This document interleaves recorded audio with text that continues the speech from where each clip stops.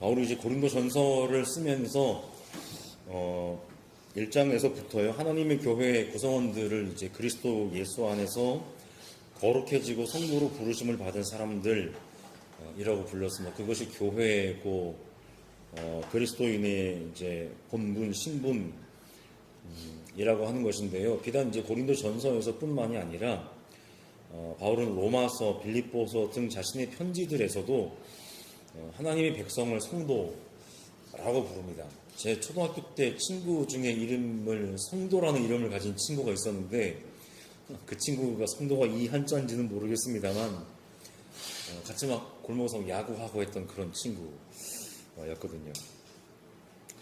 성도라고 하는 그 한자말의 뜻은 거룩한 무리라는 뜻인데 우리말로 거룩하다고 했지만 좀 이제 본래 뜻이라고 해야 될까요? 바울이 이제 이해한 성도의 특징은 하나님께서 부르신, 그래서 구별된, 이제 그것이 이제 성경에 이제 거룩하다라고 하는 말의 의미인데요. 구별된 사람 이라고 할 수가 있겠습니다. 그래서 로마서 1장 7절에서 바울은 하나님이 로마의 신자들을 거룩한 백성, 즉 성도로 부르셨다고 했고, 오늘 고린도 전서에서도 하나님이 그들을 성도로 부르셨다라고 얘기를 했습니다. 그러니까 성도라고 하는 그 신분을 거룩하게 하는 것은 하나님의 부르심에 기인한다는 것이죠. 물론 이제 부르심에 합당한 삶은 살아야 되겠습니다. 많은 하나님의 부르심과 어떤 상관없이 어떤 본인의 어떤 내적인 것에서 기반하는 것이 거룩함의 근본적인 기반은 아니라고 할 수가 있겠습니다. 물론 아주 상관이 없지는 않겠죠.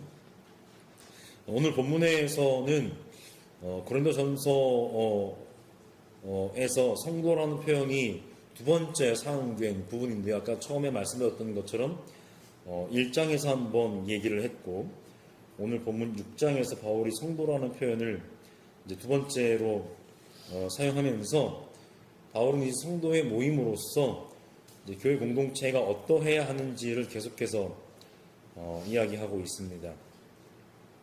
바울의 편지들이 다 그러했기도 하고, 특별히 이제 고린도 전서 같은 경우에는 특별히 교회의 어떤 그 갈등 문제, 이제 갈등을 촉발한 사람들은 그 교회 나름의 좀 리더 집단에 속한 어떤 소수 일부의 사람들이라고 하는 것을 계속 말씀드리고 있는데 오늘 본문에 보시면 그 공동체 안에 어떤 소송할 일이 있었던 것을 바울이 또 전에 들었던 것 같습니다. 세상 법정에 가서 이제 CCBB를 가리는 거인데요. 법적인 용어인 동시에 또 넓은 의미에서 CCBB를 가리는 행위가 이제 소송이라고 할 수가 있겠습니다. 네가 옳으냐 내가 옳으냐 한번 해보자라는 거죠. 바울은 교회 공동체 가운데에서 소송할 일이 있을 때에는 성도 앞에서 해결해야 한다라고 얘기합니다. 그런 소송해야 될 일, 즉 갈등이 아주 없어야 된다라고 하는 것이 이상적인 이야기이겠지만 현실적으로 갈등이 아주 없는 공동체는 분명히 없기 때문에, 하나도 없기 때문에 그런 일이 있을 때에는 세상 사람들, 즉 세상의 법정에 갈 것이 아니라 교회 공동체 안에서 해결하라는 겁니다. 일종의 공동체의 자정 능력이라고 할 수가 있겠습니다. 지난번 본문에도 이제 조금은 좀 무거운 얘기로 뭐 교회에서 쫓아내라, 오늘 우리식으로 표현하면 교회 어떤 치리에 관한 이야기를 말씀을 함께 나눴습니다만은 일종의 공동체의 자정 능력, 자정 노력이라고 볼 수 있을 것입니다. 그렇지 않고 공동체가 스스로를 자정하지 않고 불의한 자들 앞에 가서 재판을 받으려 한다라고 하는 것은 세상 속에서 하나님의 부르심을 받은 하나님의 공동체에 닿지 못한 그런 모습인 동시에 하나님의 뜻을 거스르는 것이 될 수도 있다 싶은 것입니다. 더군다나 오늘날도 마찬가지이고요. 법은 예나 지금이나 어떤 예전에 좀 유명한 정치인이 그런 말씀을 하셨던 것 같아요. 만인이 법 앞에 평등해야 되는데 오늘날 우리나라는 만 명만 법 앞에 평등하다고 네. 그런 이제 얘기를 했던 것이 얼핏 기억이 나는데 로마 제국에서도 마찬가지였던 것 같습니다. 법 혹은 법정이라고 하는 것이 당연히 어떤 사회 질서 유지나 사회 통제의 한 형태였는데 특히 부유하고 권력을 가진 사람들의 이익을 위해서 봉사하는 것이 그 당시의 법이요 법정의 실태였다라고 얘기를 합니다. 따라서 오늘 본문에서 그런 어떤 현실적인 상황과 배경을 가지고 추정을 해보자면 소송을 제기한 사람은 뭔가 좀 억압당하고 불이익을 당하는 그런 약자가 아니었을 겁니다. 내가 소송을 제기해봤자지 뭐 이제 그런 생각을 했겠죠. 소송을 제기함으로써 거기서 자신이 원하는 바를 얻을 수 있다고 생각하는 사람은 애초에 자신의 소송 상대방보다 더 많은 것을 가지고 있었던 그런 사람이었을 것이고 뭐 하다못해 좀 뒷돈을 갖다가 대서라도 자신에게 유리하게 그 법의 판결을 이끌어내기에 유리했던 그런 사람이었을 것이고 그래서 애초에도 소송 상대방보다 더 많은 것을 가지고 있었던 사람이지만 결국은 소송을 제기함으로써 더 많은 이익을 얻을 것이라고 예상할 수 있었던 그런 사람 이었다라고 우리가 추정을 해볼 수가 있겠죠. 따라서 바울은 어떻게 그럴 수가 있냐라고 얘기합니다. 본문에서 불의한 자는 성도의 반대 개념으로 사용된 것을 알 수가 있습니다. 그러니까 세상 법정을 불의하다고 바울이 이야기하고 있는데 교회 공동체 안에서 같은 공동체 안의 형제자매를 향해서 소송을 제기하는 그 사람은 바로 세상의 불의한 사람들과 손을 잡는 것과 다를 바 없다라는 것이죠. 그러니까 그런 사람은 하나님의 부르심을 받은 사람이라고 얘기할 수가 없겠습니다. 기본적으로는 그 공동체 밖에 있는 그 사람들과 똑같은 사람들이다라고 지금 바울이 얘기를 하고 있습니다. 근데 이제 1절의 불의한 자들은 2절에서 세상으로 확대됩니다. 그러니까 세상의 법정만 불의한 것이 아니라 바울은 이것이 사실은 또 우리가 오늘 잘 이해를 해야 될 것이 그렇다고 이것을 오늘 우리가 너무나 문자 그대로 기기적으로 적용해서 세상 밖은 모두가 악해 이제 그렇게 생각할 일은 아니고요. 지금 바울은 이 얘기를 통해서 교회 공동체를 하나님께서 부르신 목적을 생각하라는 것이죠. 목적을. 1절의 불의한 자들은 2절에서 이제 세상으로 확대가 되는데 이제 세상은 단순히 공동체 밖에 몇몇 소위 어떤 법정 안에 있는 그런 재판장들이라고 할 수 있겠죠. 그런 사람들에만 국한되는 것이 아니라 세상의 모든 공동체 밖의 사람들을 가리키는 것으로 확대가 됩니다. 바울은 이제 학자들이 연구하기에 따르면 좀 묵시적 사상가라고 할 수가 있겠습니다. 묵시적인 사상의 가장 큰 특징 중에 하나가 뭐냐면 이제 이원론적인 세계관이죠. 어떤 하나님의 선한 나라와 어떤 세상의 악한 나라. 하나님의 선한 나라가 이 땅에 구현되는 것이 교회라고 할 수가 있다면 그 선한 하나님의 나라인 교회는 여전히 악이 지배하고 다스리고 있는 악한 세상과 맞서 싸우는 그런 공동체라고 하는 그런 이해를 가지고 있었다라고 할 수가 있겠는데 이제 바울은 그런 묵시적인 세계관을 가지고 있었던 사상가 신학자였다라는 겁니다. 그런 이제 바울의 세계관에 따르면 성도들은 결국 종말론적인 그 어느 시점에 어떤 하나님의 완전한 구원을 경험하게 될 그런 백성들로서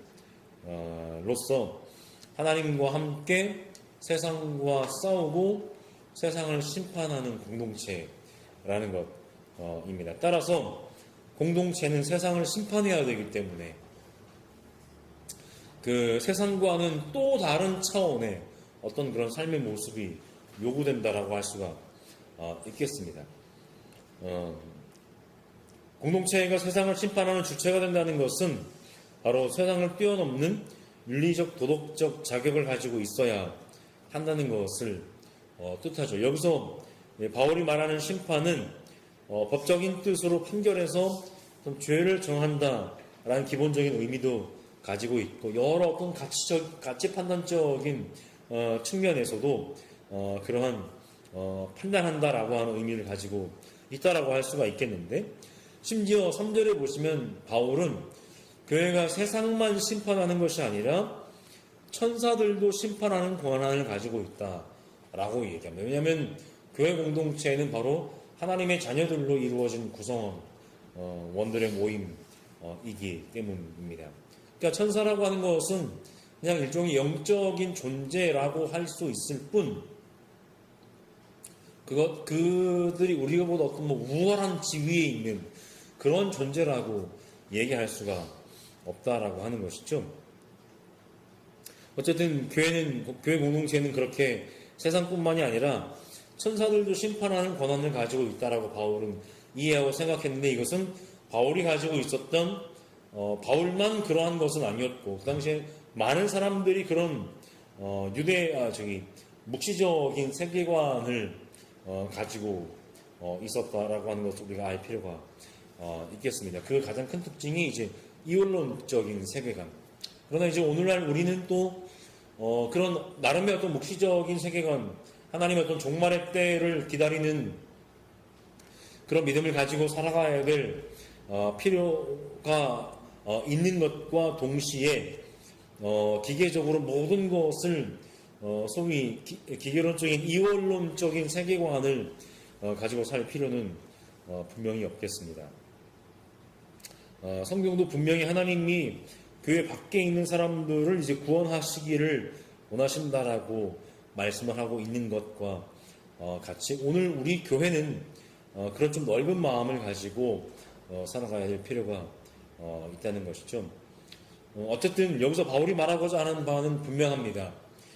공동체는 그만큼 하나님이 귀하게 여기는 거룩한 모임이라는 것이고 귀한 모임이라는 것이고 하나님께서 그들을 귀하고 거룩하게 여기시는 만큼 그들에게 요구되는 삶의 차원도 분명히 존재한다라는 것인데 바로 하나님의 부르심을 받은 것에 합당한 삶이 요구된다는 것이죠. 그것이 바로 성도의 신분이고 성도의 삶이라고 할 수가 있겠습니다.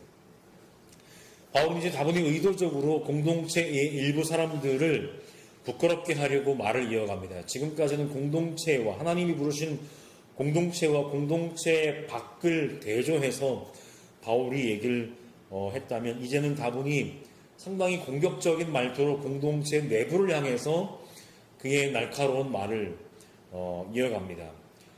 여러분 가운데 일부의 사람들에게는 그런 하나님의 부르심에 합당한 삶이 없다는 것이죠.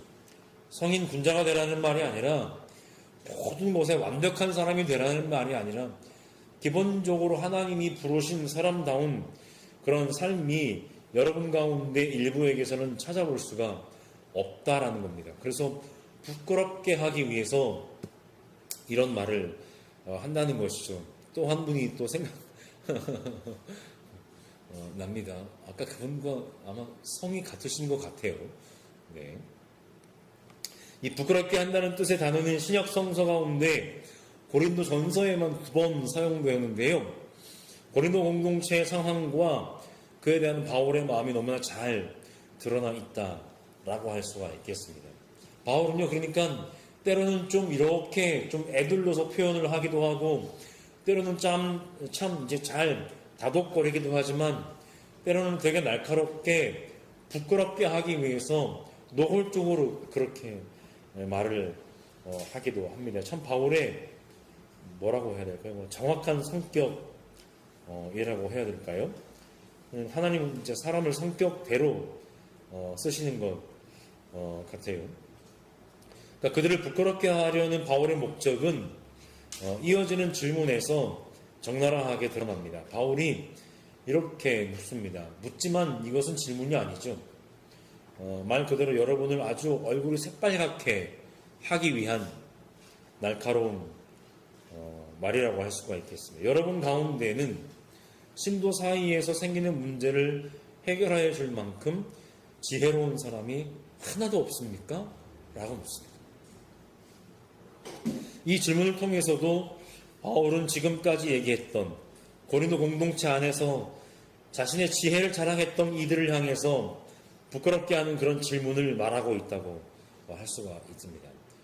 여러분들이 그렇게 지혜를 자랑했지만 결국 여러분들의 지혜는 지혜가 아니었다라고 하는 것이죠. 그토록 자랑하는 지혜로 왜 공동체 안에 그 문제를 해결은커녕 세상 법정에 그 문제를 끌고 가서 공동체를 분열하게 만드느냐라고 하는 이야기. 물론 10길 물속은 알아도 한 길 사람 속은 모르는 법이라서 사람의 일이 세상에서 가장 중요하고 어렵다는 것은 맞습니다. 가장 어려운 게 사람을 대하는 일, 가장 어려운 게 또 사람과 함께 살아가는 일인 것 같습니다. 고린도 공동체의 지혜를 자랑하는 이들은 자신들이 자랑하는 그 지혜로 공동체 내의 갈등만 부추겼을 뿐 그것을 해결하는 능력은 없었던 것 같습니다. 아니요, 차라리 능력이 없었으면 참 애처롭게나 볼 수가 있었겠습니다만 그들에게 없었던 건 능력이 아니라 의지의 문제였을 것 같습니다. 그들은 오히려 갈등을 이용해서 자신들의 영향력을 행사하느라 바빴을지도 모르겠고 조금이라도 더 자기의 어떤 지위를 확고하게 하기 위해서 바빴을지도 모르겠습니다. 문제는 그들의 그런 모습들이 오히려 갈등의 골을 더 깊게만 만들 뿐이었을 것이라는 것이죠. 지렁이도 밟으면 꿈틀하는 법이고요. 아무리 연약한 사람도 당하고 당하는 것은 한도가 있게 마련일 것입니다. 그렇게 깊어진 갈등의 골은 공동체의 벽을 무너뜨리고 공동체 밖으로 세워나갑니다. 그렇게 자정 능력을 잃어버린 공동체는 그 문제를 이제 믿지 않는 사람들 앞에 가지고 갈 수밖에 없고 그렇게 되면 그 세상 사람들은 아마도 이렇게 생각을 하지 않았을까 싶습니다. 세상을 구원한 메시아를 믿는다는 사람들도 별거 없네 라고 그렇게 생각을 했을 수도 있겠죠. 어떻게 생각해야 될까 싶습니다만 오늘 한국교회의 모습과 똑같죠. 다를 것이 없을 것 같습니다. 이럴 때 공동체에 필요한 것은 무엇일까요? 바로 그리스도 십자가를 통해서 드러난 하나님의 지혜를 아는 것입니다. 여러분들 가운데 그렇게 지혜로운 사람이 없습니까? 라고 얘기했던 바울은 또다시 그리스도의 십자가에서 드러난 하나님의 지혜를 생각하게 합니다. 바울은 얘기합니다. 그들이 서로 소송을 제기하는 거 아니요, 서로 아니죠. 일방적인 소송이라고 할 수가 있겠죠. 애초에 더 가진 사람이 소송을 제기했다라고 말씀을 드렸으니까요. 그렇게 소송을 제기하는 것부터가 그들의 실패라고 단언합니다. 자랑하던 지혜의 실패요, 자랑하던 지식의 실패요, 가지고 있는 많은 것에 오히려 실패라고 단언합니다.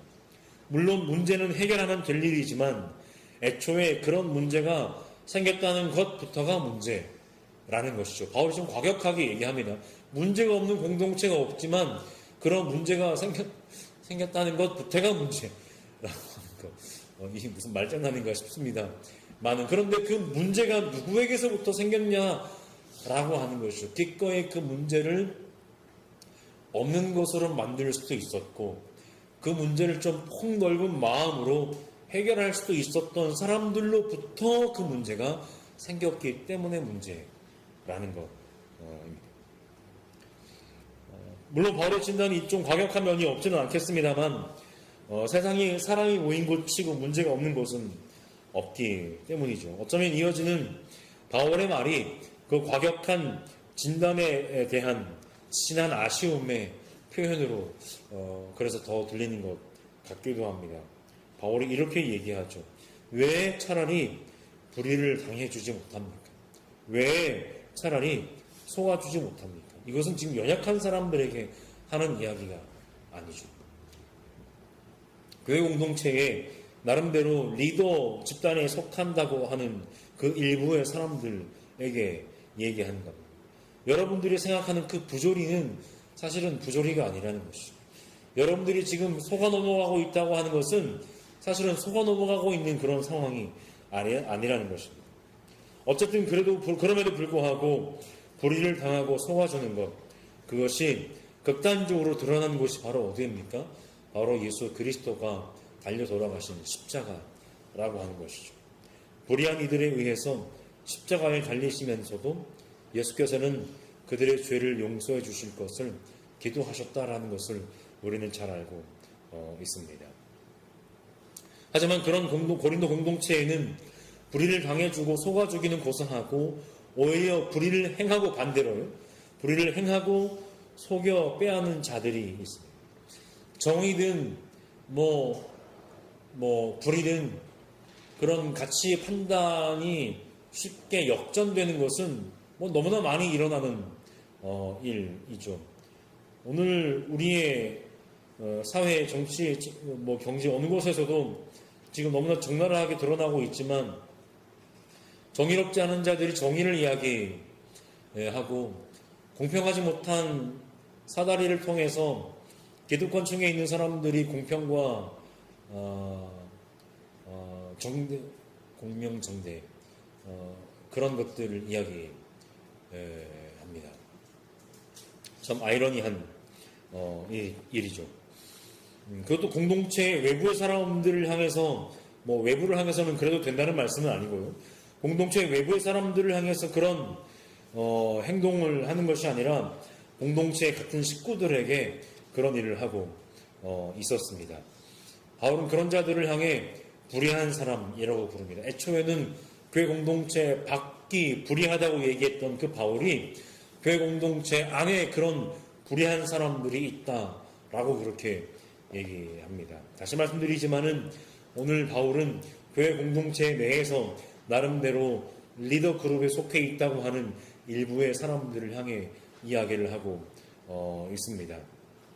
어떻게 보면 오늘날 한국교회를 따져보면 목회적 역할을 하는 사람들, 목회자의 역할을 하는 사람들이라고 할 수가 있겠습니다. 애초에 1절에서 바울이 말한 불의한 자는 공동체 밖의 사람들이었는데 9절에서는 그런 자들이 공동체 안에도 있다는 것입니다. 하나님의 부르신 성도가 아니라 하나님의 부르심과 상관없이 사는 사람들입니다. 9절과 10절에서 불의한 사람에 속하는 불효를 나열한 바울은 9절 앞부분과 10절 뒷부분에서 두 번 강조해서 그런 사람들은 하나님 나라를 상속받지 못한다 라고 얘기합니다. 그런데 9절과 10절에 나오는 바울이 나열한 불의한 자들은 본래 공동체 밖의 사람들이 살아가는 모습이라고 할 수가 있겠습니다. 공동체 밖의 세계, 당시 로마 세계의 공동체, 교회 공동체 밖의 세계는 어떤 세계였습니까?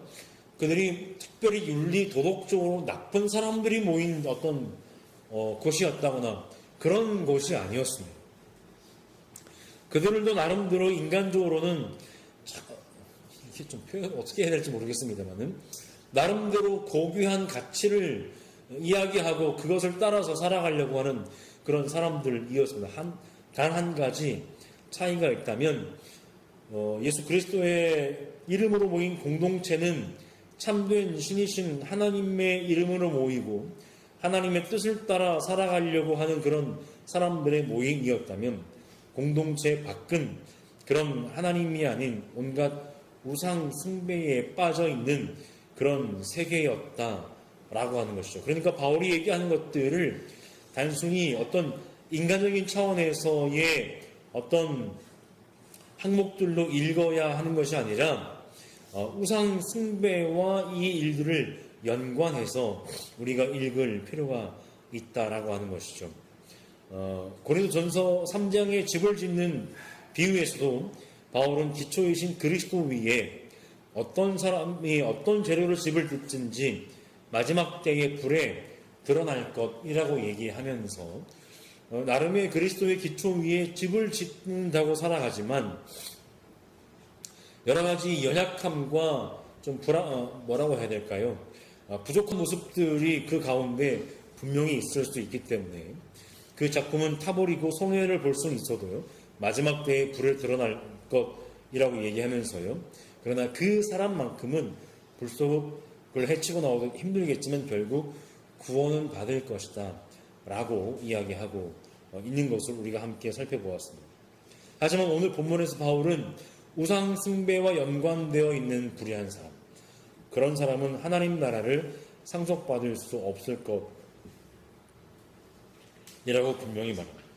그럼에도 불구하고 마지막으로요, 바울은 약간의 절망과 더 큰 희망을 함께 이야기하는데, 약간의 절망이라 하면 그들 가운데 이런 사람들, 즉 불의한 사람들이 덜어 있어 왔다는 것이죠. 그러나 동시에 더 큰 희망이라고 하는 것은 그런 그들이라고 해도 하나님이 부르셔서 예수 그리스도의 이름과 하나님의 성령으로 씻어주셨고, 그들은 거룩하게 되었고 의롭게 된 신분을 사실은 이미 가지게 되었다라는 것입니다. 불의한 삶에서 그냥 돌이키기만 하면 그들은 하나님의 백성, 성도의 삶을 다시 살 수가 있습니다. 하나님의 은혜는 이미 완벽하게 준비가 되어 있고 그들의 의지만 있으면 되는 것입니다. 결론을 맺겠습니다. 하나님은 당신의 백성을 성도로 부르셨습니다. 물론 성도의 걔는 하나님의 뜻을 따라서 살 의무와 책임이 있습니다. 물론 누구나 얼마든지 그런 의무와 책임을 다하지 못할 때가 있습니다. 그러나 의지가 있고 없고의 차이는 분명히 존재할 것입니다. 물론 그런 의무와 책임을 다하지 못하는 원인에는 외부적으로는 박해나 어려움이 원인일 수도 있고 내적으로는 자신의 교만이 그 원인일 수도 있습니다. 겸양하지 못하고 겸손하지 못하고 내가 지혜롭다, 지식이 많다 라고 하는 그런 교만이 원인일 수도 있겠습니다. 중요한 것은 스스로가 어떤 신분을 가진 사람인지를 계속해서 깨닫고 확인하는 것이죠. 그리고 그 깨달음에 따라 사는 것입니다.